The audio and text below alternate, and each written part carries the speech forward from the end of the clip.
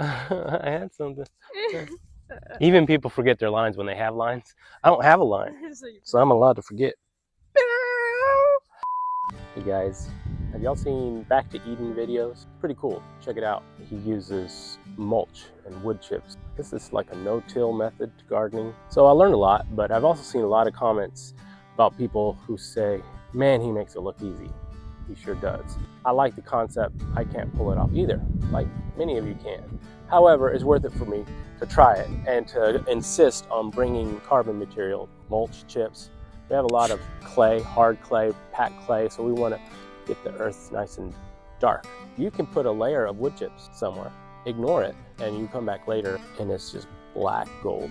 Our walkways between our raised bed garden were covered in plastic and then put chips on top from a weed barrier, and so we can walk along the chips. After a year or two, things began to grow above the plastic in that stuff because the chips were decomposing and allowing things to grow. So when we would remove all that stuff back down the plastic, put new chips on it, all that stuff that we were removing was really black gold that we could put elsewhere. I began collecting wood chips, mulch. You saw me dumping out a whole wad of chips. I've not always had a dump trailer available, and even when I had, use this bad boy, but I would drive up to 30 minutes to get free woodside chips. I would scoop an entire 6x12 trailer. That trailer you saw, I'd scoop it by hand, maybe 300 heavy scoops. Drive it home, maybe go back and do it again, and apply it to my garden. There's also my fruit trees, blueberries, muscadines. If you don't have a dump trailer, it's not an excuse. This video has very much to do with not coming up with excuses. If I can do it, you can do it,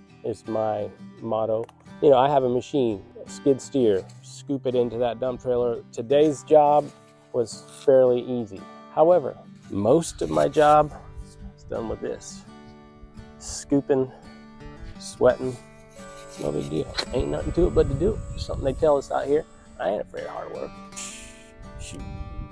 No excuses. Get out there and do something, even if it's small. I like it when they say, even if you live in a high rise, put something at your windowsill. Grow anything, a little bitty plant, let sunlight come through the window. Some people have a little balcony. Whatever you got, do something. We're expanding our garden, and I have a little bitty kitchen garden. Is that what they call it? A fancy word, a kitchen garden. When you step out of your kitchen, I need a little bit of cilantro, yes. We're expanding, and that's a good thing. Brought a bunch of chips. I bought a bunch of cardboard, take away all the plastic that's on the cardboard, all the tape. Put the cardboard down, wet it down real good, get it all mushy, then cover, and that's killing the grass. Again, no till. Just kill the grass, put it on top, then put a thick layer of mulch and wait. And the reason we're doing it now in the wintertime is so that by springtime and beyond and in the future, all that stuff is decomposing, turning this layer into darker soil in order to grow a bunch of goodies, a bunch of vegetables.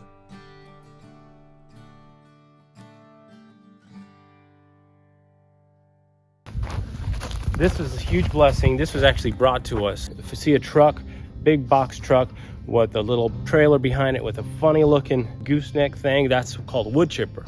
They put trees and branches through the back end and it just chips it up and spits it into the truck. And then for whatever reason, the truck is not allowed to dump it just anywhere. Landowners like myself say, hey, I'll give you permission to dump it here. I was at a gas station and I knocked on the window. Oh, pickles. Pickles? Yeah, sorry. Back to pickles. So I'll go up and knock on this truck, this guy's window. Out in the country boys and hardworking people, like they're no nonsense folks, right? But I just go up, excuse me, sir.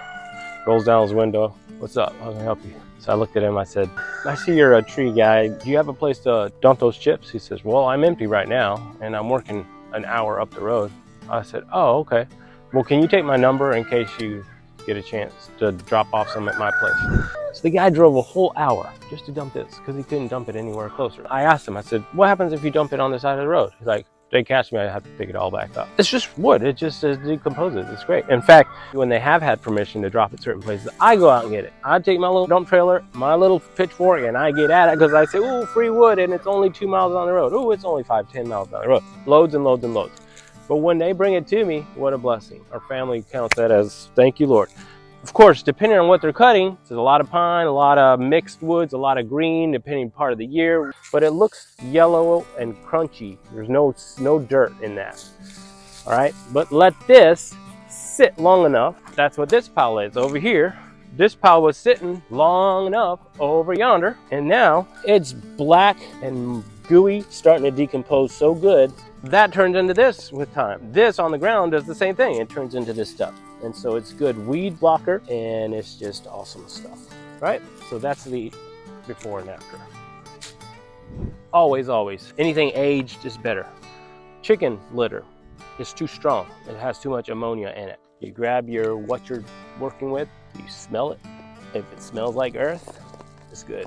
Depending on what kind of chips you have, this kind of stuff is nice and dark, and I want to help my plants grow. Other chips are straight pine chips, and they're real crunchy and really yellow and just nothing to it, but really dry, woody chips. Those can be more as a covering for walkways or something, where this is more actually usable for what you're trying to grow for veggies and stuff. This was yard last year, so we added cardboard on top. So right now we're going to discover what's under here. When you plant, you're going to plant in the dirt, not in the mulch. Let's see what is underneath this mulch, right? This feels like dirt.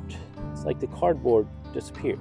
So when it comes to planting, let's say we want to plant an herb plant here, but we just make a hole, plant your plant, bring it back together, maybe add a little bit more mulch, and you're good to go. Let's go a little bit further down. This is kind of a hard gravelly spot. See what's under here. Going down. Again, you don't want to plant in mulch. You want to get down to the actual dirt. Let's see how dark it is down here. Dark is good. The grass is predominantly gone. Soft, ready to plant. Dirt. I don't see any cardboard. Cardboard disappeared. Ready to plant. Plant your thing and scoop it back with fresh new mulch or any kind of fertilizer you want, and you're ready to go. Pretty cool.